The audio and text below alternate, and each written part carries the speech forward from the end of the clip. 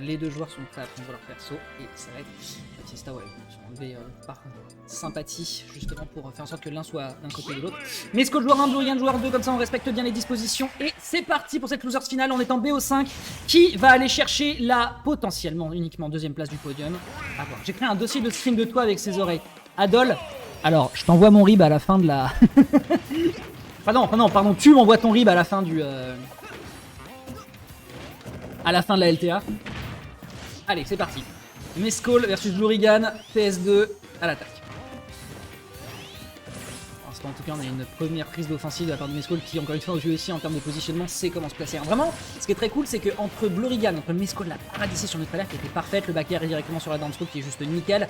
Compliqué d'aller le chercher ici sur son agressivité. J'ai l'impression qu'on a une belle gestion des timings. Ça pourrait être agréable ici, mais ce sera pas puni. On n'arrive pas à le récupérer sur le pair. On l'a bien anticipé du côté de Mescall qui ne va pas commit. Attention ici, l'air dodge qui permet de revenir également. Le spring, malheureusement, qui ne va pas pouvoir gérer l'intangibilité des ailes de l'adversaire. Le B qui ne tuera pas à cette distance, mais c'était pas loin. Et le dernier petit tic du forwarder qui va dévorer littéralement ce pauvre petit hérisson bleu qu'on va retrouver sur le bord de la route, écrabouillé par un vaisseau spatial qui n'est autre que celui de Ridley. Bien joué ici. Et la dash attack qui était malheureusement un peu overspace. Ici l'intangibilité des ailes qui sauve encore le day. Mais là 47% seulement sur Mescall. Blurigan encore une fois qui se confronte peut-être à son plafond de verre en termes de level de jeu. Mais en tout cas pour l'instant c'est un peu compliqué. C'est un peu compliqué. La mi-distance qui n'est pas super simple. On essaie de tourner un peu dans tous les sens. Surtout qu'on a vraiment le terrain de PS2 pour être à l'aise et éviter de se faire avoir. Mais à un moment, voilà, le DZ Sonic, faut rentrer dans les gencives. Très bon spin shot ici pour éviter les plasmas. Et derrière le réenchaînement, on essaye de casser le plus possible ce shield, mais c'est une situation qui n'est pas simple. Notre alerte pour bloquer le saut, on va pas avoir le choix, il faut mix-up. On va utiliser ici le B derrière après le spin shot, c'est très clean. On évite ici l'up smash. En tout cas, voilà, on sait comment se rendre évasif. Ça fonctionne plutôt pas mal. Dommage pour ce trade ici sur un très gros back air de la part de l'adversaire. On rappelle, hein, le back air du personnage touche à partir de la hauteur de la cuisse, évidemment, parce que c'est ça qu'on appelle un back air. Le bon gros coup de surin derrière en anticipation.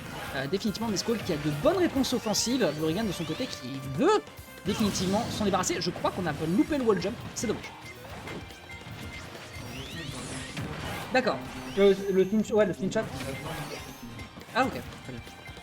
Je me demandais s'il n'y avait pas un wall jump à aller chercher là ici sur le pilier. D'accord, donc c'est un raté, ça arrive.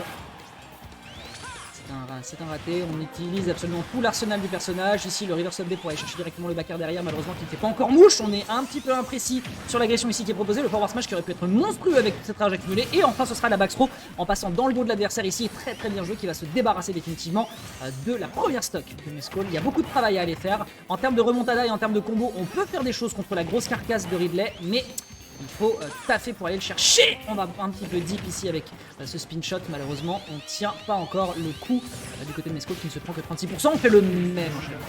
Ah oui, pas pour moi. Le méga attack. Je note. Homing attack. D'accord, je la note. Merci beaucoup Mescall. J'ai fait trop confiance à Roux sur le nom de l'attaque. Mescall, trop confiance à Roux. Mon co-caster. Le back air ici qui est tenté, qui n'aboutit à rien, attention. Ouais, on essaie un petit peu de bait, on agresse pas mal dans le shield. Oh, le shield poke ici qui est bien récupéré, on arrive à prendre l'agression derrière sur le forwarder, c'est pas encore un kill. Le spring, mais malheureusement on a beaucoup de sauts, on essaie de finir sur le two frame du forward smash. Mais Blurigan n'arrive pas encore à finir cette stock. Le back air qui est ici bien trouvé, mais encore une fois, le kill power ici qui fait largement la différence et qui va réussir à faire la différence ici d'ailleurs sur ce bord de terrain avec justement la homing attack, me semble-t-il, j'ai peur de dire une bêtise, qui prend effectivement le kill et à 155. Blurigan pourrait peut-être faire la remontada sur ce début de set. Ok, les bons timings, le side B qui ne passe pas, il a dash attack avec la grosse mâchoire malgré l'absence de rage, qui va enfin réussir à dévorer ce pauvre petit hérisson bleu. Et c'est un 1-0 en faveur de Mescall. C'était bien envoyé, c'était très bien envoyé ce qui nous a été proposé pour le moment. Blurigan qui se défend, certes, qui a un potentiel. Encore une fois, la grosse hitbox du personnage qui est Ridley peut se faire souvent avoir par des personnages rushdown qui lui foncent dans les gencives et qui ont beaucoup de potentiel de combo. Mais voilà, il faut être sûr de soi et bien réussir à toucher. Et voilà, Bayonetta et Sonic, c'est pas la même limonade du côté de Mescall. Forcément, c'est un peu plus simple pour s'extraire des agressions parce que c'est plus de l'escarmouche plus qu'autre chose. Voyons voir donc pour la suite. On est sur Holo Bastion. Holo Bastion qui est une map qui apprécie pas mal Mescall et Blurigan également. On peut faire beaucoup de choses sur la plateforme qui est assez longue.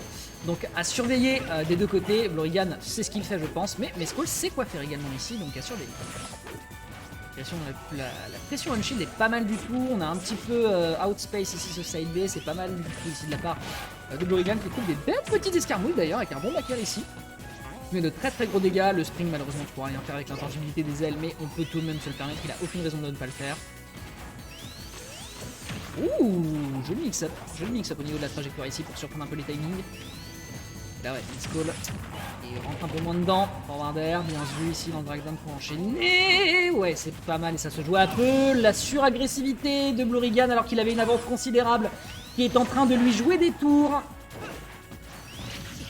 J'attaque, on empêche le edge trap ici, c'est très bien vu. Et là, ouais, là il faut absolument réussir à faire une punish dans le neutral. Nickel, on fonce dans le tas, up smash. Je suppose que c'est l'up smash le plus rapide du perso. Et ça fait de très beaux dégâts. Et ça permettra de se débarrasser de Ridley et de l'envoyer vers d'autres cieux. Ça se joue à très peu ce timing sur la récolte. Okay, l'anticipation sur l'absence de tech pour aller chercher un jab block. Ça ne change rien. Bon changement de timing, malheureusement Neutral ici qui fera quand même la différence. Hop là, atterrissage, forwarder, c'est clean. On prend directement ensuite une homing attack, c'est très clean derrière. Et ça fait de beaux dégâts, 81%. On n'arrivera malheureusement pas à récupérer le kill. Retour sur le bord de terrain des deux côtés. Attention à ne pas être trop agressif sur ce corner parce que vouloir maintenir l'adversaire dans un avantage, enfin en désavantage, parfois ça peut se retourner contre soi. Il s'est endormi sur le bord de terrain, mais il est encore en vie. Il y a peu de gens qui ont survécu à... Oh, l'overshoot, c'était nickel. Il y a très peu de gens qui ont survécu à un down air de Mesco Airlines pour en parler vivant. Et malheureusement, il n'aura pas eu le temps de le gérer derrière.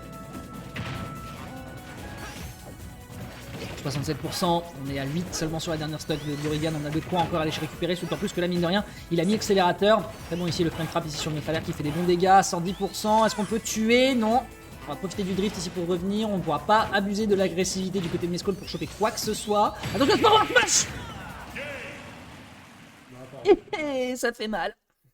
Ah, les forward smash de Mesco là, les bons classicos comme on aime, la punition sur le bord de terrain, il avait aucune raison de ne pas le tenter, à moins d'une recovery très haute pour l'éviter, mais là malheureusement le bon trade qui va aller en sa défaveur et qui permet donc d'aller chercher le 2-0. Mesco qui est en train de tout doucement mais très sûrement s'avancer en direction de la grande finale face à Spectral qui l'attend. C'est complexe, c'est très complexe. On retombe sur le bastion du côté de Blorigan. On part du principe qu'il y a une carte à jouer sur cette game. Et c'est vrai, hein, on a vu de quoi il a été capable quand il lui a foncé dessus sur la game numéro 2. Par contre, voilà, game numéro 3, plus d'agressivité, plus de sharpiness, comme on dit en anglais. Et là on va le chercher sur le down B, ça ne fonctionnera pas, le timing n'est pas encore récupéré, directement la punition avec la back throw, c'est clean. Oh, j'aime beaucoup ce qu'il vient de se faire ici, en fonçant tout de suite et en anticipant la recovery de l'adversaire. Pas mal du tout, mais malheureusement voilà, ce n'est qu'une égratignure, d'autant plus que si ça rentre dans la carcasse de Mesco, et bah ça n'est pas très intéressant. Pour un smash qui touche à cette distance, c'est de vous dire à quel point c'est une épée. C'est une véritable épée ce forward smash. On esquive ici l'agression, on récupère le bord de terrain ici qui est puni directement par les forwarders, mais ça n'est pas grand chose. On a voulu anticiper un retour sur le terrain un peu panique de la part de Mesco qui va se faire un peu malaxer, il faut quand même le dire, mais c'était pareil à la game précédente. Donc encore une fois, c'est pas encore vendu. Bien l'air dodge. Oh, j'aime bien ça. Je ne sais pas. Ouais, c'était un regrab. Je l'ai bien vu. Le bon timing, la bonne punish, c'était nickel. Pas tout près, mais regrab tout de même. On prend du côté de Blorigan et c'est enfin l'avance qu'il lui fallait potentiellement. Après, malheureusement, on sait comment ça marche. Il faut gratter l'adversaire. Il faut aller le chercher. Ça, bah pour l'instant, c'est pas une mince affaire parce que Mesco, il en est conscient. Mesco, il prend bien son temps. Il va chercher le RPS2, le trailer ici qui est en bon punish. Le dernier tic du forwarder qui est envoyé. On va utiliser le. Ouais, il reviendra jamais. Et derrière, on a le bon timing pour punish. Même s'il était mort, Mesco prend le risque et va chercher le back air. Et c'est terriblement clean. On n'a pas eu le temps, malheureusement, de gratter la stock de l'adversaire. C'est dommage. Sur un pass reverse, ça serait dommage ici. Oh, bel enchaînement. Bon petit mix-up. On prend tous les jours de l'année. Ouais, malheureusement, il a préféré s'extraire ici des frames actives de la hitbox du coup de Sonic. C'est très intelligent de la part de Mesco. Double dash attack parce que pourquoi pas. Neutral air ici pour bloquer le retour sur le terrain. On part vers le bas, on utilise le up B, c'est nickel. C'est tendu ce que nous propose Mesco là en termes de ledge trap. C'est très tendu. Ça propose même un back air derrière. Il s'est trop peu fait toucher sur cette stock et c'est dévastateur. Ah, l'enfer sur terre. L'enfer sur terre, la messe douille. La messe douille, la bonne Mesco, la bonne classique pour attraper l'adversaire par le col et lui dire mon pote, c'est pas comme ça que ça marche à ces pourcentages. Et ce sera donc une 3e place pour Blorigan qui va quand même repartir avec une place au podium et avec un peu de cash prize. Mais malheureusement, c'est bel